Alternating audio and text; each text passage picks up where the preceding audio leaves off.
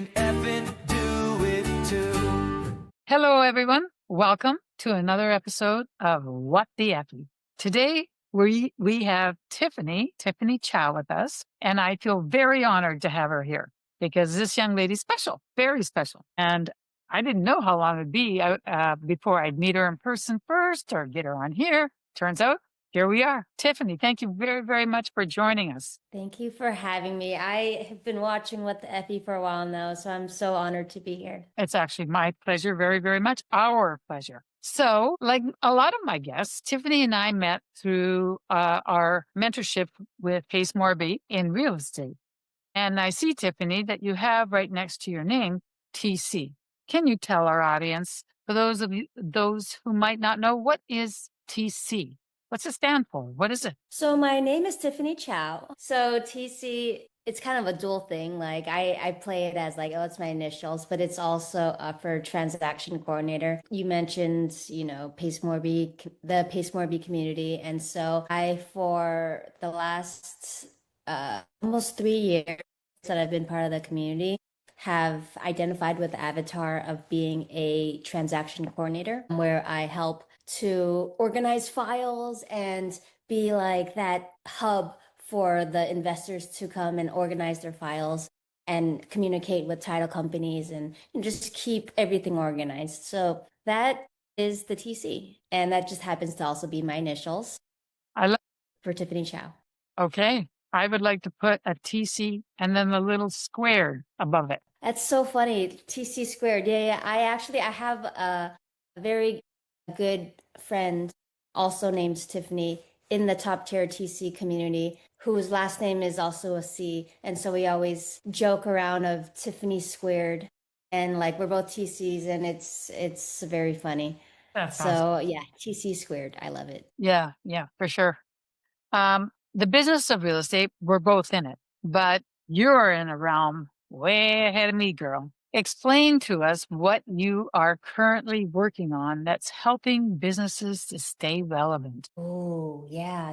AI. AI is just one of those crazy novelty just things that everyone's throwing out there and everyone wants to use or maybe they are using to a certain capacity, but it's such a broad topic.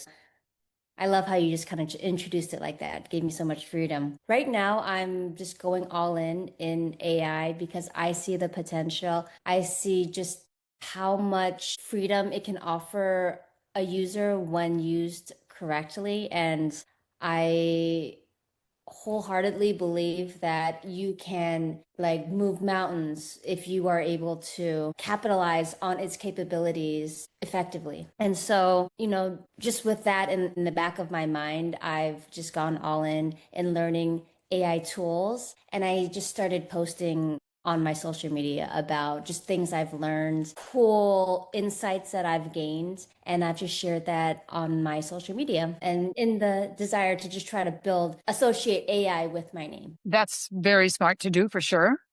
How did you go about deciding who you're going to learn from and how you're going to learn? That's something, AI can be very overwhelming because it is so huge. And if you think, okay, I don't know anything about AI, but I think I'd better learn. How do you decide where to start learning, where to put your efforts in and your money perhaps? And how did you get to that point? So there's multiple ways to approach that, and it really depends on what your current resources, right? Because there's a myriad of trainings and courses out there and like paid communities that you can pay money to be a part of.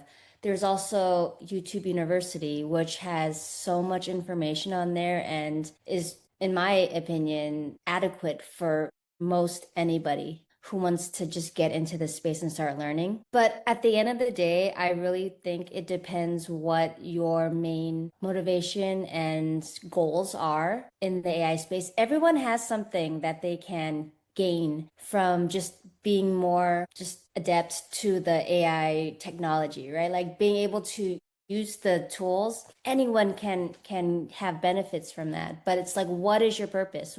Are you trying to build your business? Are you just trying to help your own personal productivity in a day-to-day as like a stay-at-home mom? I just want to be able to better organize my chaotic life with my children, right? Or I want to grow my business and exponentialize the marketing and start reaching out to like X more people on a daily basis without, individually, sending out individual emails. I want to use AI for that. So everyone has a motivation. And I think the first step is really just identifying what you're trying to get out of it. And then we can reverse engineer the whole process and be able to really use AI to its highest capacity once we have that goal in mind. That's a smart way of approaching it. AI is so wide, though, that I have to say, when I look at it, I'm like, oh, I wish I was in high school and had all the time in the world, because I think I just want to play with this. Yeah. Just the creative aspect is really looks like an awful lot of fun, but also a huge rabbit hole. If you're in my situation where I'm trying to become more efficient with things, I'm like, oh, no, don't tempt me. Don't tempt me with this. I don't consider myself a very creative person in that regard, but it does seem like it could take a non-creative and make them very creative because of its huge abilities. So that part is an interesting thing. And I don't know what that would end up with.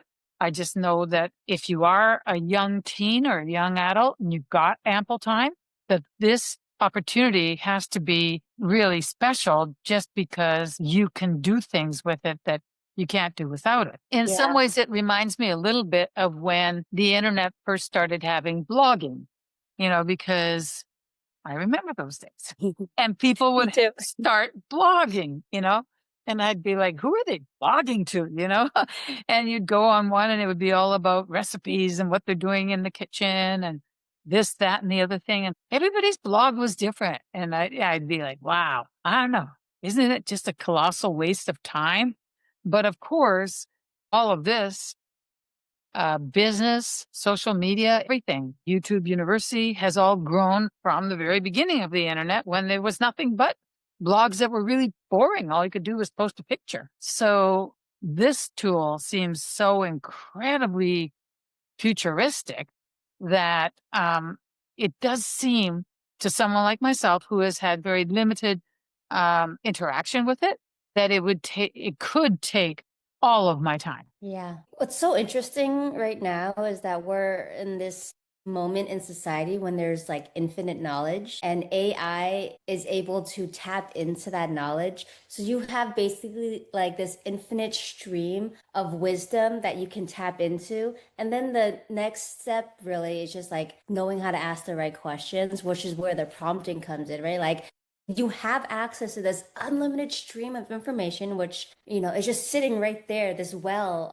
of just enlightenment, right? And then like your job now is to be able to communicate, to your keyboard, to your computer in a way that you're able to just extract exactly what you need. Because with all that information, then it just becomes like too much information, right? And then like you have this simple question of like, oh, I need a recipe for making a casserole tonight with these ingredients. But like how do you give it just enough information where it gives you that recipe that you're wanting, right? Without, overwhelming it or giving you like the wrong thing. Because then it becomes a whole game of like having to give exactly the right information and telling it the exact instructions so that you get exactly what you want. And that's where people get overwhelmed with AI. It's because they want to get the exact right result, but they don't know how to give it the right prompts. Right. Because if you And didn't that's say, I only have 15 minutes to make it, or, it has to feed 15 people, things that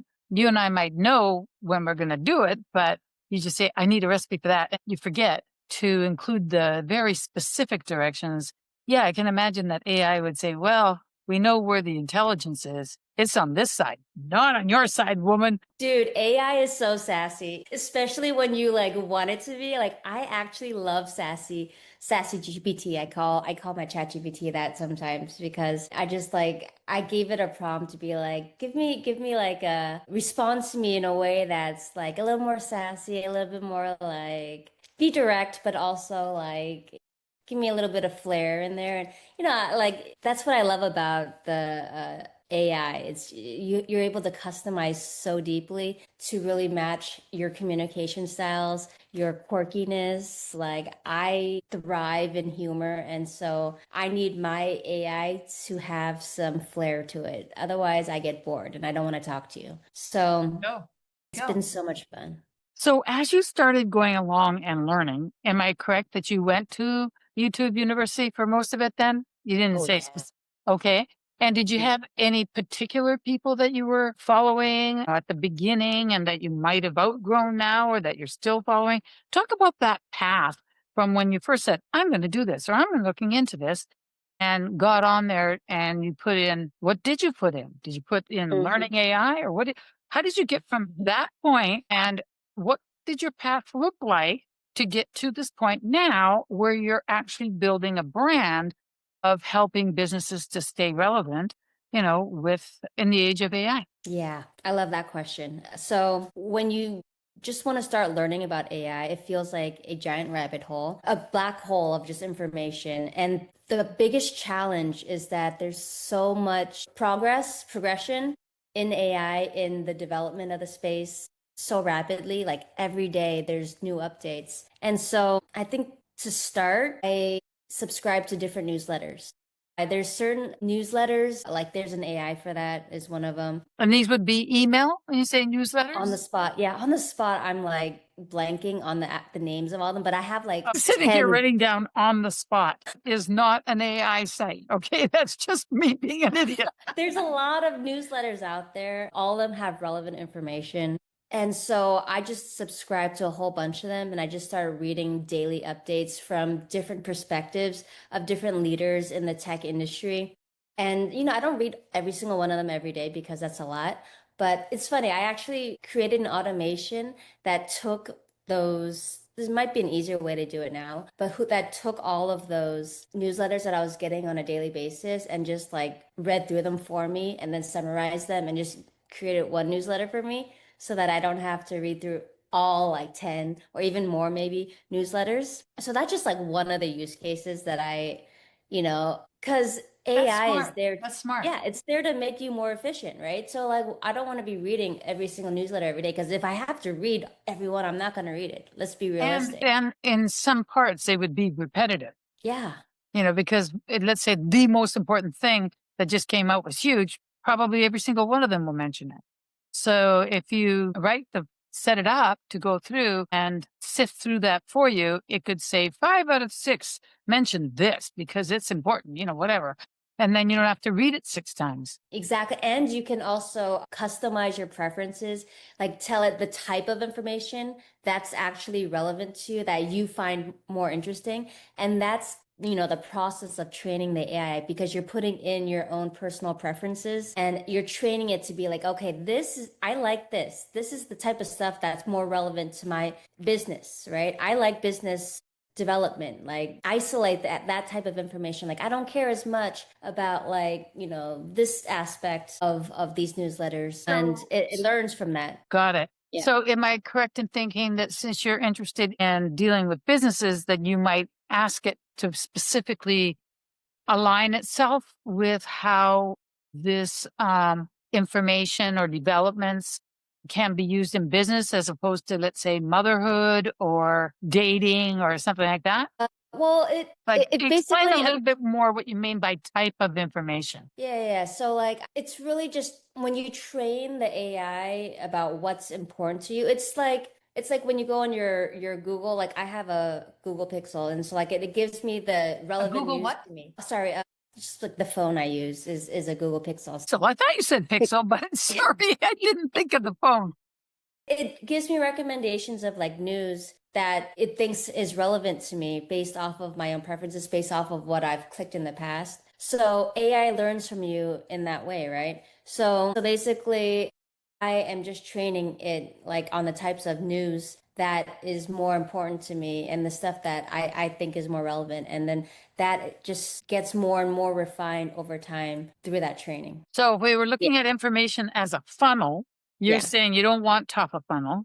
Go through that and bring me to this spot. Yeah. Well, in the very beginning, you are, looking at everything, but through that training process and refinement, yes, then we're going deeper down the funnel so that we have information exposed to us that is actually more relevant. Because like realistically speaking, right? If you were to go through all of the information of the day, all of the updates, all of the news, that's too much. It's not relevant to you. It's a waste of your time to waste your processing power in your brain to try to like actually, read through all that stuff. So we want to use AI to make that process more efficient, which is what I love about AI. Efficiency is like my middle name. I love efficiency. I love systems. I love just getting from point A to point B in the quickest, most efficient way possible. And AI allows us to do that. That's what I love about it. How long ago did you start working with AI? Gosh, not long at all. So, like when ChatGPT first came out, I was,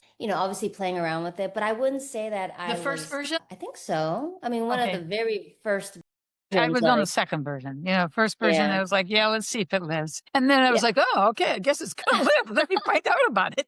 Yeah, well, I was working at that time at a tech company, so people were, I'm not like a super techie person, but the people in my company were there was, the tech nerds there who were playing around with it, so that's kind of what exposed me to it. But yeah, that's like I didn't really get deep into it because I didn't have a purpose. I wasn't like building a business at that time, and I felt like what am I gonna do with it? Talk to AI, like what does that even mean? Like what am I going to do with that? So until you have like a goal and you have like a purpose that you're trying to achieve, then AI is just like a tool that like is cool, like nice. What's for dinner tonight? Like make me a recipe. Okay. Yep. And so when I started actually getting into like business development and not only building my own business, but helping other people in business, I really was able to see the power of AI in a whole nother light, right? Beyond recipes, which I still do use it for very often. Never used it for recipes, just for some Really? reason. Yeah, I just pulled that out as an I example. too like when I one of my favorite use cases actually is going like taking a picture or using the camera function in my pantry or my fridge and I just go through the whole thing and I say this is what I have right now and then I just ask it to help give me a recipe like Oh, what that am I might going to be make for dinner interesting. tonight. Yeah. And it just helps just it sees Is it, things in is it the fridge that I don't right? even like notice sometimes. So I And love that you that part. might not think of putting together. Yeah. And like the sauces too. Like the thing is like I do a lot of Asian cooking. So like there's soy sauces, hoisin sauces, different fish sauces. And so like we like do use like to use a variety of all these different sauces mixed up. And sometimes I just feel like, oh, I have nothing. And then I just scan it with my phone and tell chat and it's like, whoa, you have so much. Let me give you like 20 different recipes that you can make tonight that are delicious. And I make it and it is actually really delicious. All right. You've got Yeah. me challenged. I might have to do that. I might have to do Yeah.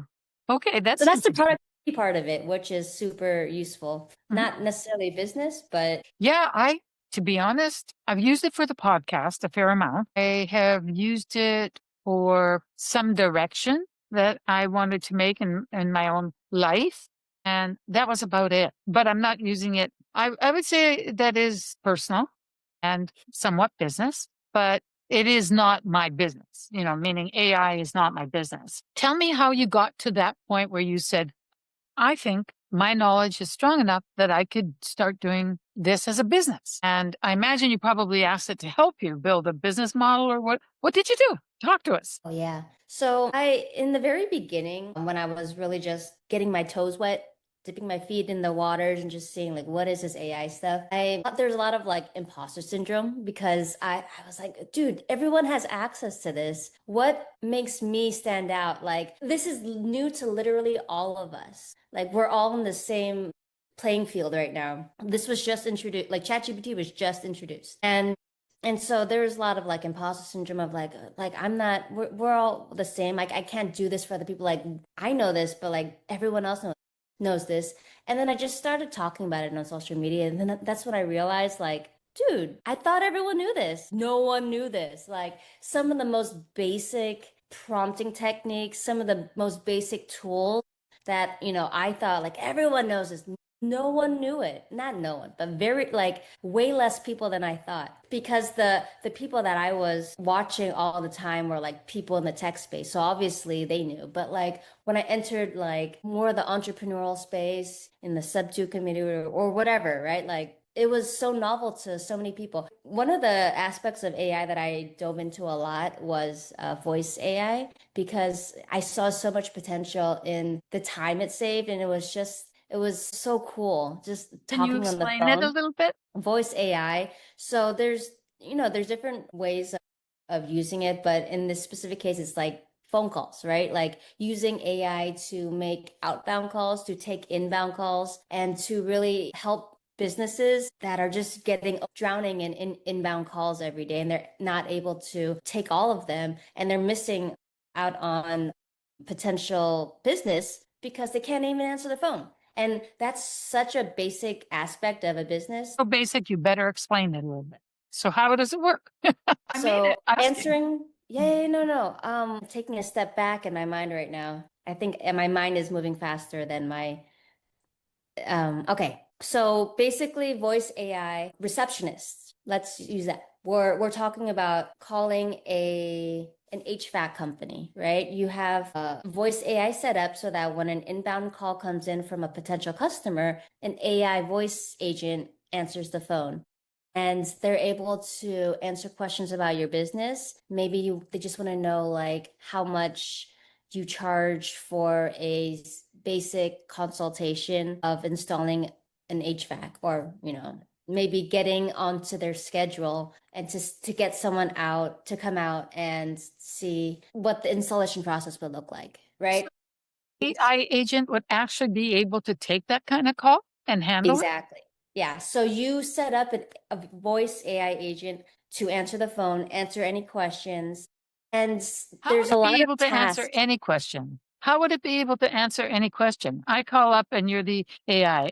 I go, hi, Tiffany HB company. I have a couple of questions. And I start going, how does the AI know if in its data bank it can answer, well, my HVAC, it's this size and it's not working and I need you to come out and fix it. Do you have time available this afternoon? I mean, how does it know? So there's a knowledge base aspect of it. Like all of the AI agents have a knowledge base that you load up with information. So there's the information that you want it to have in its back pocket so that it's always referencing back to this knowledge base, its brain, right? And so that's one aspect of it. And then in regards to like setting appointments, we have its tool belt. So we use like something called an API to like connect it to different tools in the tool belt, which in this specific case would be a calendar, your calendar that you're booking people in, right? So what's so cool about the APIs is that you can hook up all of these different tools that it can pull from and do all these different tasks. So the calendar one is one really important part that gets utilized a lot because people are calling in. I was talking to a dog grooming business recently who, they're missing out on a lot of different potential appointments because their workers in the shop are like these teenagers who just don't have a work ethic and they just don't like talking on the phone. And therefore, like their main way of setting appointments is through inbound calls. But then those people don't want to take those calls. And so the business owner was like, just like ripping her hair out, trying to get them to just book appointments. They get so many, but they just can't get them in the books. That's where the AI comes in because they don't have emotion. they take every single call. They take calls after hours. And that's a really, really big use case for using voice AI agents. And then there's also the answering of questions. Like if you had a human, this like teenager, which are these people who are answering the phones for this specific business, answer the phone, like they forget things, they have attitude issues, they get sick all the time, they have to go to the bathroom. So many excuses, right? You don't get that with AI. They don't call in sick. They don't get annoyed when someone's asking them the same question over and over again. And AI, that when you're able to utilize AI, to its greatest capacity, like the efficiency aspect goes through the roof because you don't have to rely on people and their petty little issues, getting sick, like AI doesn't get sick. Maybe the server goes down Hey, sometimes. might get a bug. I'm just They kidding. might get a bug. You're right. The That's server goes interesting. down, they get a bug.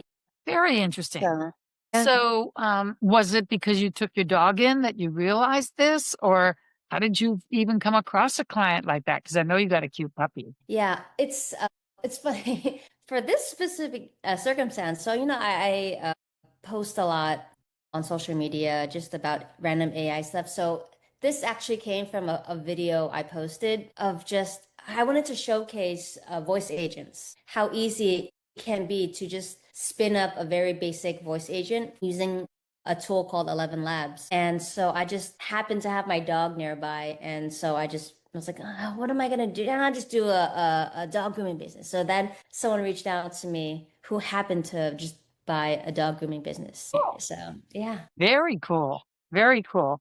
Now, as you have been continuing your pursuits of using AI, are you niche oriented past? Because I know you in real estate, I know you have a puppy.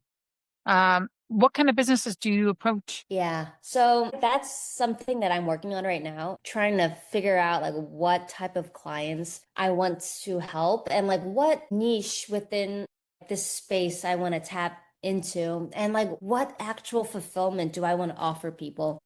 I used to be in a space where I was, helping people set up voice agents. I'm not against that, but like I realized what I really enjoy doing is talking to businesses and being able to identify their bottlenecks and like see their systems and be like, okay, you could probably benefit from implementing some AI, voice agents like right here. Use the AI to help you like organize this information and make this more structured. And so like I like identifying those types of things and consult businesses versus like going in and like building things out for them. And so that's something that I'm still experimenting on a personal level. Those are But interesting differences to think about the overall and analytical of, how can it be broken down and how can it be made better versus, I guess, would that be the operational end where you're actually inputting it? Because it does seem like the big picture would be leaning towards the consulting, like looking at what are their issues? Where are they? What are they trying to do? Where are they succeeding? Where are they failing? So that I can see that as being consulting, as analyzing it. And then when you find out exactly what it is they have to do, then implementing it, would that be considered the operations aspect of it? so I think there's another piece of there's the building out of the infrastructure and that fulfillment, but there's also the operations and actually running the machine, right? So you're going in and you're saying you need this machine to help do blah blah blah. Then you have the second piece, which is like I need to build that machine now and plop it into your business. And the third part is like who's going to actually run it? And that's the operations part I where see. there's that person, that operator in there who's like keeping the machine well oiled and refilling certain aspects of it and keeping it going. So the piece in the middle of actually building it, what is that called? That is using AI to do it, right? I mean, I'm sorry to sound naive, That but there's I'm a not piece. sure. No, yeah. I good. That's a really good question. So there's the building out of the infrastructure. It's there's a mixture of, it depends on what you want to build. Let's say it depends. So there's a mixture of, choosing which tools would be the most appropriate, right? You can have one goal and there's like 10 different tools out there that do that exact thing, but it's like, which one do I use? Which one is right for me? So one part is just identifying the correct tool for you, right? And just like, in terms of budget, in terms of like the number of repetitions you need for that specific task, is this the right tool? The second part you need to take into account is like an automation part of it. So part of implementing AI is you use tools like Zapier or Make. I don't know if you're familiar with those, but like, have you Happier heard I of am. Zapier? Yeah. Yeah. So like those types of tools help with the automation part of it, which kind of goes hand in hand with AI, right? We have AI and automations. And when you plug in AI with automations, that's where the power comes, right? And when we're building out systems, we use those tools to help like act as the glue to, glue the different tools together and help communicate all the different little nuances of those tools together. And so Wow. that's the implementation, and that's where most of the time comes in. So when what the part that I enjoy doing is the consulting part, where it's like, okay, what would this even make sense for you? And then the second piece is like, okay, well, if it makes sense, let's build it. Analyze like the different costs involved with each tool. Because, each tool, there's like tokens involved, and there's like, we're like using, there's different like memory like costs. I know, I know. Poppy AI was one of the first ones I bought. Which one? Poppy. Oh, Poppy. The AI. And they started talking about, tokens and this and that. And they were really young at that time. They just had like 5 or 6 dudes, And I was like, don't mess with me. I'm an old woman and you're not getting my money unless you earn it. So just give Yeah. me a flat rate. And they're like, we'll work on it. Then they came back and they said, we're going to offer a lifetime, what did we call a founder's rate? I said, how much? I got in at 700 and they were only doing like $100 a month or something like that. Right. So they thought they'd made a win. Well, I'm sorry. I'm the one that made a win because I don't have to worry about tokens and I don't have to worry about iterations. They Mm. just are all, I'm grandfathered in. So I don't know whether I'll continue using Poppy AI forever or whether it's going to go public sometime or whatever, but I could live with that. Give me a flat rate. And do I want to invest that to learn about it and to use it? And for me, it was like, yeah, let's do it. But Hmm. this whole other aspect, tokens this and ding here and dang there. I'm like, oh my God, I'll get a headache just trying to figure out whether my billing is right. And, Yeah. why should I don't like, I understand that the whole thing is heavy and that it can cost, but I don't like unknowns. For Mhm. me, simplicity for me, since I'm not really into it, it's easier to just give me a flat rate and I either go with it or I don't. Yeah. Yeah. That's like the business model behind AI. Like one of the default methods is through tokens. And so it's all about recurring revenue, right? Like from a business standpoint. So everyone's got their tokens. Everyone's like got a monthly, $97 a month. Everyone's charging $97 a month, right? For Yeah. everything. It's interesting. It I is, don't, and we've said this many times in real estate, but also in business as a whole, that you can be $97 a month to death, because it yeah. just builds up and builds up and builds up. So when I see, $100 a month or $99 or even $199 a month, I always stop and do like a triple check. Just give me a flat rate and I'll decide. But Mhm. if it's recurring and I have Cortex and I have yet to use it. And I'm so mad at myself because I know I'm paying for it every Wait, you have what? Cortex. What's Cortex? It's one of the software programs. So anyhow, there's a million of them. But the bottom line is that part is a frustration for someone who is not really knowledgeable of what does it mean to use a token. It's just that. Like what's the value? How much data, how much energy, how many tokens do I need for this? It's like an entire different learning curve. Yeah. Whereas if I can just go in like I do now, and just use it. That's all. Yeah. And I'm sure they make money off me sometimes because I don't use it that much. And other times they're probably like, dang, that old woman, she hit this. I don't care. I just want to know what my costs are and I don't have to worry about that learning curve. Yeah. I mean, tokens in itself, it's just like another unit, right? So it's just like I look at it just like a little small piece. And so I don't have like a definite, measurement of token. So I don't use that too much, but that's like how they measure, like how they charge us for a lot of different things. But like in regards to what you're saying about like the different tools and the costs involved and like everything's charging you for everything. So what I would do really, like I only pay for very few things, and one of those is ChatGPT. Like I live and die by ChatGPT. I'm one of those. I use the other ones like Claude as well and Perplexity, but I have so much history, such a rich history of conversation with ChatGPT that I feel attached to it. And so that is one that I happily pay $20 a month to use. Yeah, I And have all of those. I have all of those in Poppy. yeah, And one of the exactly. things, yeah, and one of the things I can't figure out, and this is just showing you how low on the curve I am. I have the free chat GPT on my cell phone.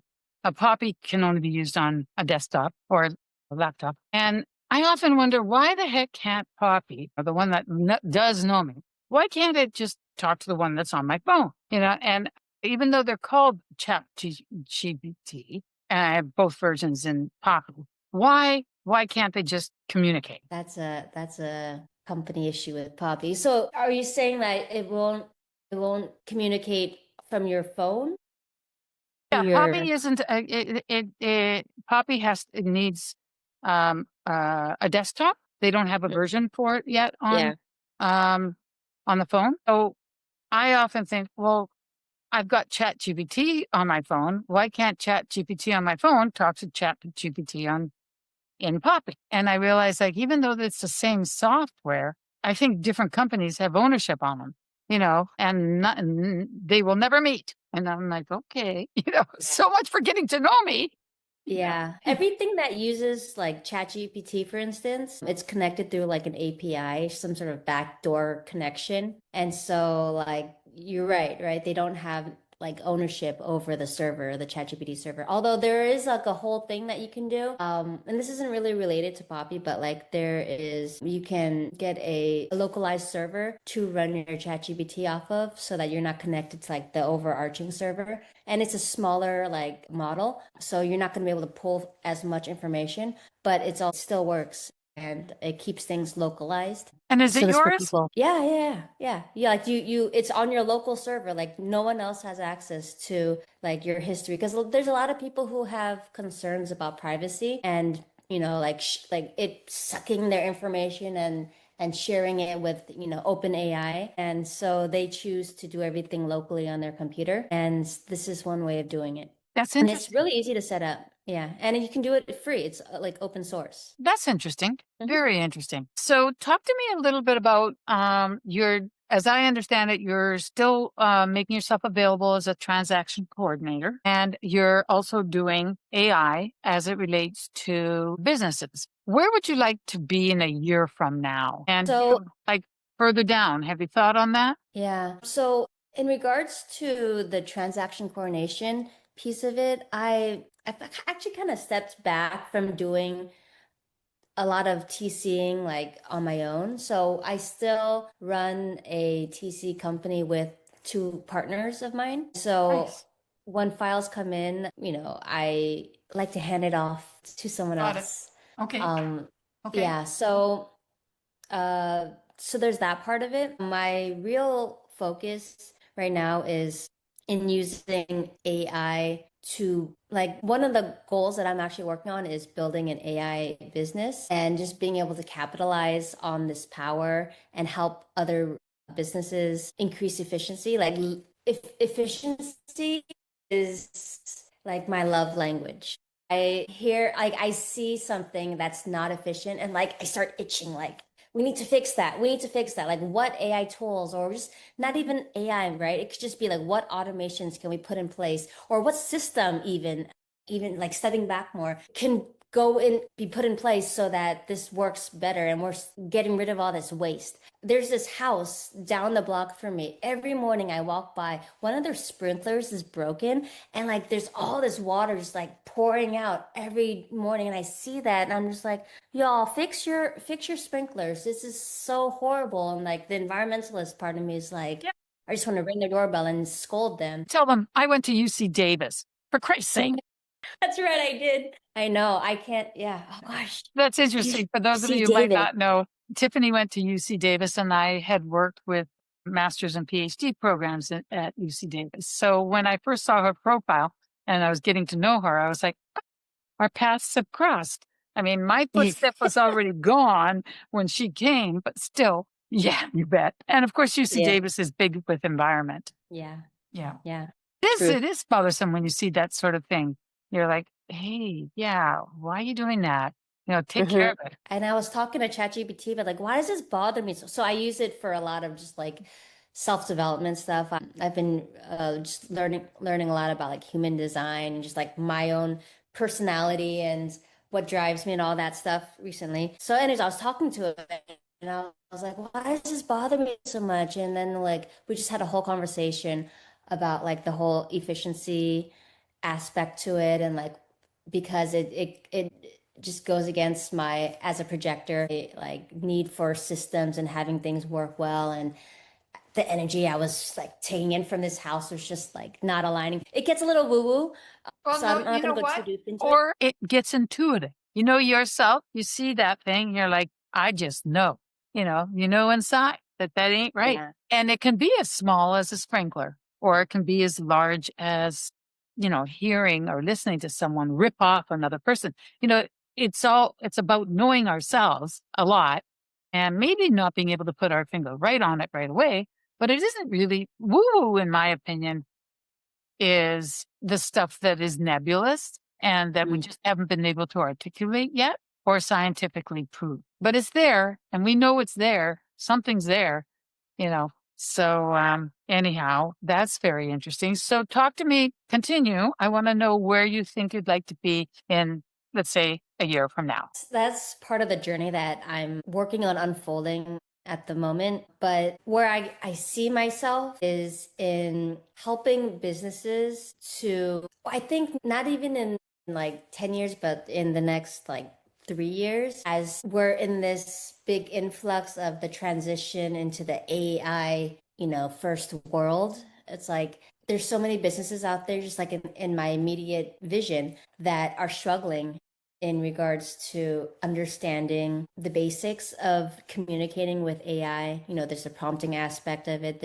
It's a whole nother language, right? And unless you take a moment to really just sit down and understand how AI works in regards to communicating with it, like you're not gonna be able to really be able to capitalize on its power. And so what I see myself doing the next few years is really just helping with the transition for a lot of these businesses in communicating. Or sometimes a big piece of it is really even just like helping them, from the consulting standpoint, just holding a mirror to their business and like showing them like where you can best use AI, like things that like just seem so natural for them. Like with that mirror, they realize like, wow, like I am not doing things the right way or the most efficient way. And I would just want to be that helping hand to guide them in this age of AI. Yeah.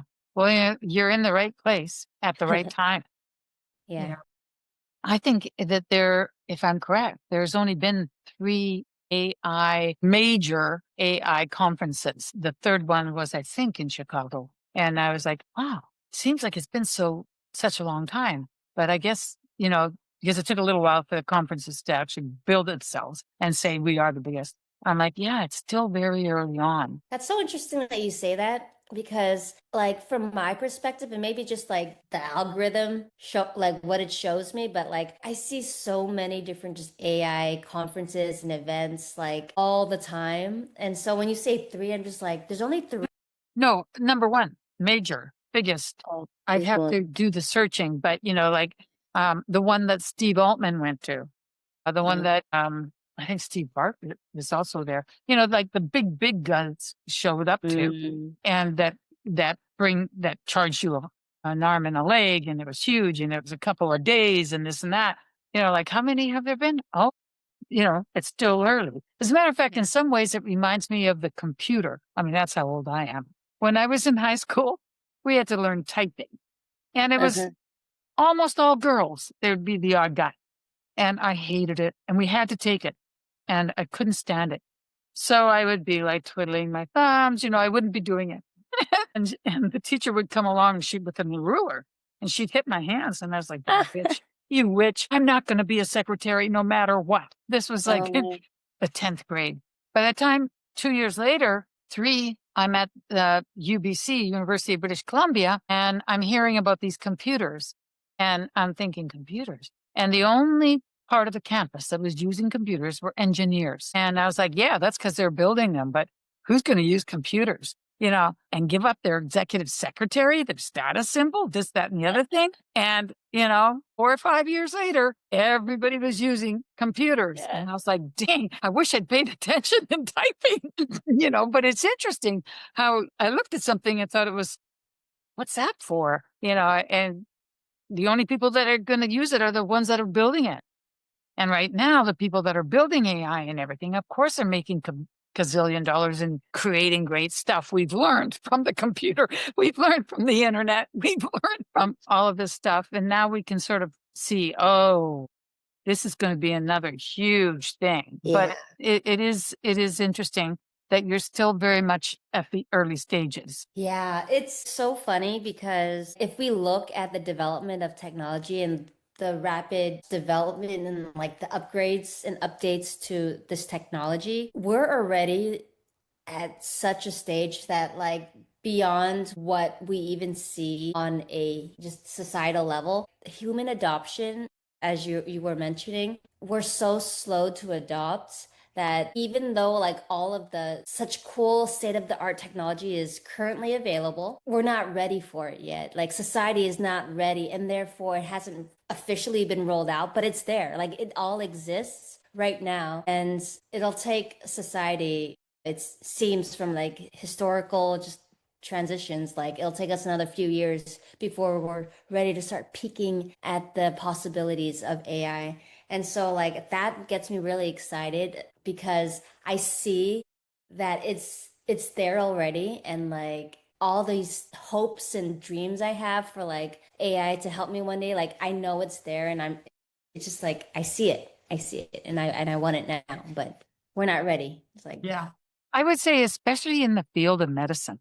oh, Especially in the field of medicine. I am so stoked to know things like in Japan, they're already developing teeth for, you know, there's a disease that teeth. occurs with children that are born and can't, don't have the buds for teeth. They never have teeth. Oh, And artificial intelligence has led them to what part of the stem cells should they be using to implant on these children. And they've done it on mice, and now they're very close to the people. You know, things like that, like the thinking of curing cancer, thinking of reversing aging, all those things. You think, what? How vain and what? Forget it. I always thought they're never going to be able to fix the eye or the ear. You know, like those things degenerate. Well, no, they will. And it's just mm-hmm. amazing to me that AI is the one that's going to help the scientists to get there. It's that huge capacity to go into everything Dude. and check it out a million times over and then say, okay, try these three things. And then the scientists are so far ahead than if they didn't have that. And a million of them were trying a million different things because it takes so much time. So it's cool. It's very, very cool. I'm excited. So, Tiffany, talk to us about where people can reach out. I'm very happy to see your phone number on there, but where can they follow you on social media? So Instagram, follow me at Tiffany Chau 1, TiffanyChau 1. Okay. So That's your like name with where I post numeral one the most right after me. Good. because Tiffany Chau was taken. Yeah, you know what? Chow is a very common name. Tiffany is a very pretty name. So sorry, with the commonality, a lot of people saying that's a pretty name. Let's put it together. Yes, I can see that. I can see that. Although I think that probably Yeah. you're the prettiest. Yeah. Thank you for that. You're so You're- sweet. Oh You my are gosh. very, I just very want to also just mention just I love talking to you. Like I feel like you're in the nicest way. You're the grandma I never had. You're just like you're so sweet. I just like watching everything. Just like the videos you shoot. Like yesterday, you posted something with like you were just sipping a cup of tea, and I was just like, oh my gosh, she is so sweet. So I love talking to you. And Thank you. just another thing. A while not that long ago, I was having health issues, and you reached out to me, and you like. I didn't know you at that time, and you just reached out, and I just thought that was the sweetest thing ever. And it's like it made me feel so warm, just like knowing I had you and these people in this community who were just like sending me love, and I really appreciate you for that. And I just wanted to throw that out there and just Oh, let you thank know that you. I Very appreciate you. welcome. I love the way you have just come to such a beautiful place of health. I just love it because you're right. I had seen you in a few posts and then you got sick and then got quite sick. And I was like, no, oh, because you're young. And when you're my age, if you croak, you live, but no, absolutely not. So I was so happy to cheer you on. So happy to say you can do it. We're here for you. You're in our hearts. And I remember having a conversation with Pace about it one time. And I'm going to say that it is so. I have to agree that it's nice to have a community where even if you don't know people, they're watching for you or over you as much as they can because it's not woo woo. It's real when people care and it goes out. I think it can make a difference. I know it made a difference to me because I felt like I had to get it out. I had to send the love and the concern. Even notice it is fantastic.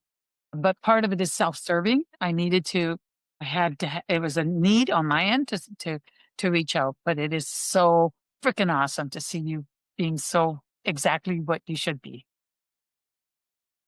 It made a huge difference. Thank you. I'm glad. Any little bit helps, right? It made like I was sitting there in the hospital, and I saw messages coming in, and I saw a message from you, and I was like, I feel like I knew you at that time, but you didn't know. I didn't know you noticed me, and so I saw a message come in from you. I was like, is this just like spam?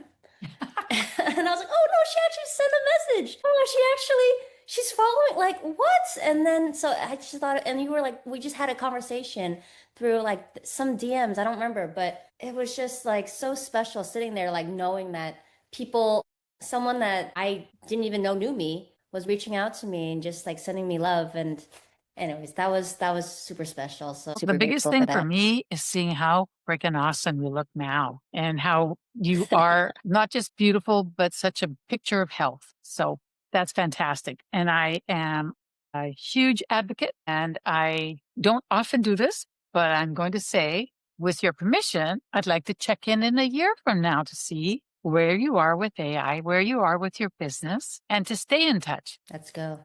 Of course. Yes, dude, what the effie? I'm just so, So dude, glad you're saying yes. Let's go. oh my gosh. I am so honored. And like, I have been watching What the Effie for, gosh, It's been 3 years now. Can you believe it? I feel like I grew up with what the Effie. Oh, Yeah. it's crazy. Yeah, I hear you. I hear you. Well, everyone, thank you for joining us. Please do check out Tiffany. And heavens, if you're a business owner and you're not really, really up on this curve, reach out to her. Reach out to her and let her, guide you and help your business. So Thank you. for now, I'm going to say bye. We'll see you next week. Thank you.